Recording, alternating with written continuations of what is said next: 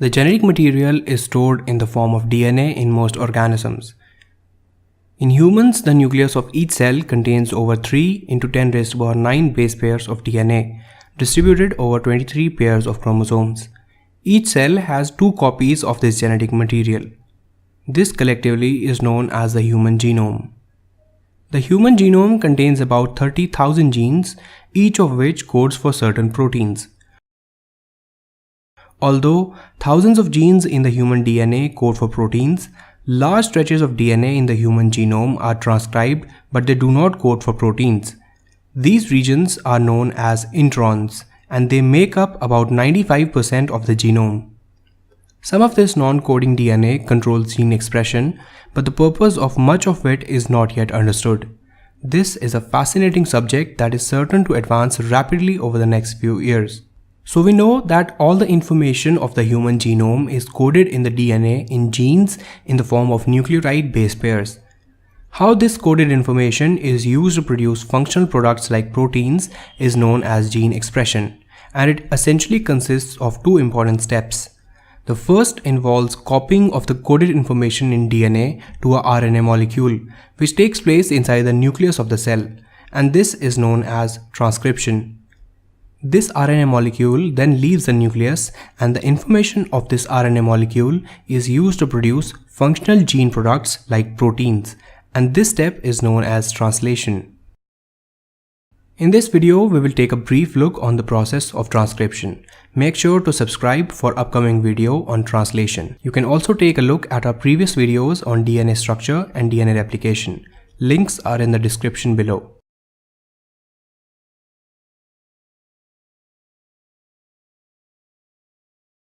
So the process of transcription takes place in 2 broad steps. First, the enzyme RNA polymerase forms a pre-messenger RNA molecule. This happens in the nucleus by using base pairs complementary to the base sequence of the DNA template strand. In the second part, the pre-mRNA is edited by more enzymes to produce a desired mRNA, which is the final product of the transcription. So let's look at the first section of this process, which is the formation of the pre-messenger RNA, which essentially takes place in 3 steps: initiation, elongation, and termination. Now the main enzyme that is involved in this process of transcription is the RNA polymerase.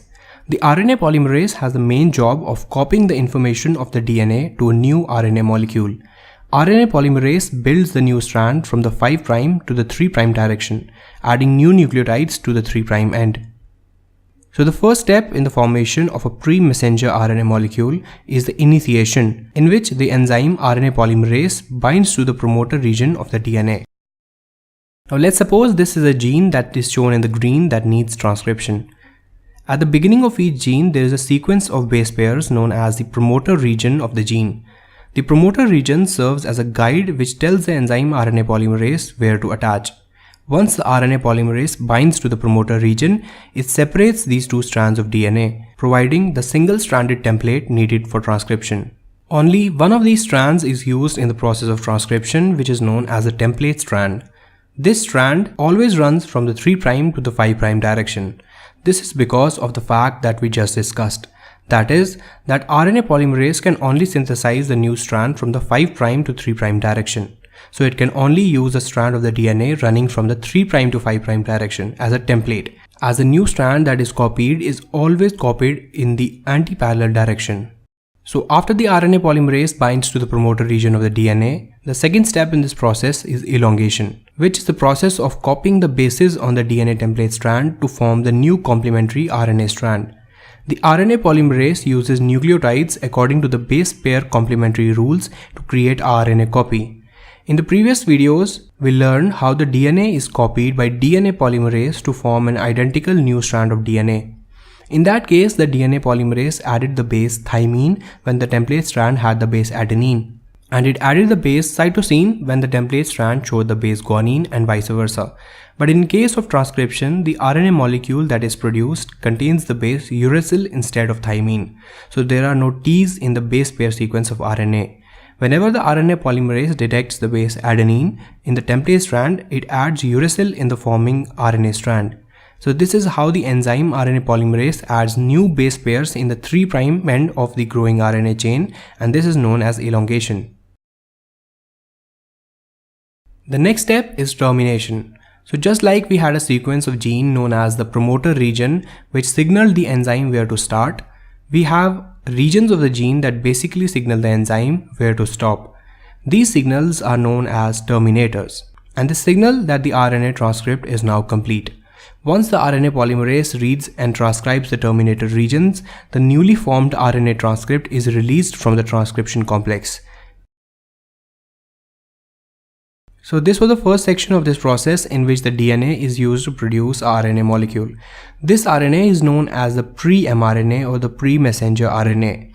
The prefix is used here to show that this mRNA is not yet ready to leave the nucleus and start the process of translation. So the next section of this process of transcription deals with how this pre-mRNA is converted to a mature RNA molecule. Imagine that you want to publish a new book and you have printed all the pages.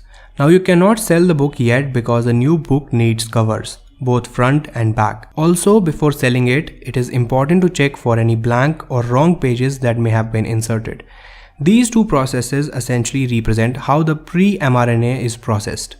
The first step involves addition of a cap and a tail to the ends of this pre-messenger RNA molecule.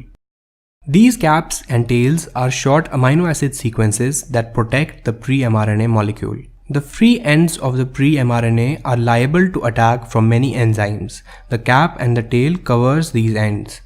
The second step of this process involves removal of any unuseful or junk sequences that do not code for proteins, and these are known as introns.